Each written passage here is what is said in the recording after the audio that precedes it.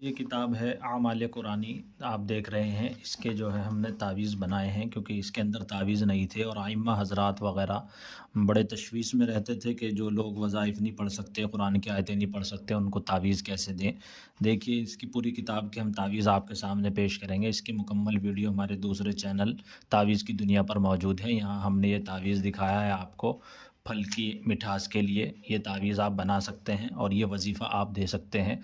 और इसकी तरतीब ये रहेगी, जिस वक़्त बाग के फल कट रहे हों यानी टूट रहे हों, तो उस वक़्त आप ये तावीज़ बाग के मालिक को दे सकते हैं। इसी तरीके से फ़सल वग़ैरह जब कट रही हो और फ़सल को ख़तरा हो कि भई ये अच्छी नहीं आएगी या तो ज़ायक़े में या नतीजा अच्छा नहीं आएगा, तो ये तावीज़ बनाकर दे सकते हैं आइम्मा हज़रात। ख़ुद भी बना सकते हैं जो हाफ़िज़ वग़ैरह लोग हैं और बनाना जानते हैं, तो ये तावीज़ बनाएँ और बाग के किसी दरख़्त पर लटका दें।